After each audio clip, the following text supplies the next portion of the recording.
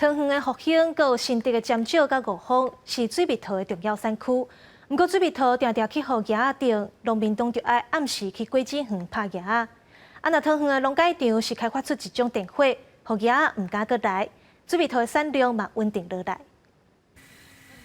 伫暗时的果子园灯光闪闪死，这毋是咧办什么特别的活动，是桃园农改场使用新型的有地电波长的灯光，搭配会色的功能，开发出免农药、防范病虫害的电火。已经特定测试在果实上面的吸果叶，晚上出来的蛾类看到这个灯源的时候，它会忌避不敢过来，然后或者是它可能就我们讲的有光源，它有催没了。在实际的田间验证呢，从水蜜桃的危害率呢，吸果叶的危害率从25%可以降低到5%的这样的一个效果。桃园复兴区等地区是水蜜桃的重要产区，但是定予这种合作去果野鹅的野影响，这种野啊早时踮伫咧森林，暗时予水果的气味吸引到果子园，专门顶水蜜桃一寡水果，使水蜜桃一接造成农民重大损失。水蜜桃的果农就是晚上去打蛾，他们用一些刺激的桃子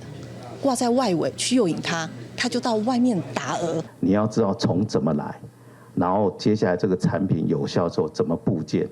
然后部件完要让农民可以接受，要从他的角度安装是方便的、简单的。目前这种电火已经商品化，根据桃园农改场的资料，那以5分地来计算，大约需要50%这款电火，加上设备的电钱、人工等成本，计共13万左右。但是通加保护20%的水蜜桃，带来拢总60几万的收益。目前这款电火也等咧参各地农改场合作，防范类似的病虫害。记者龚正准由台北报道。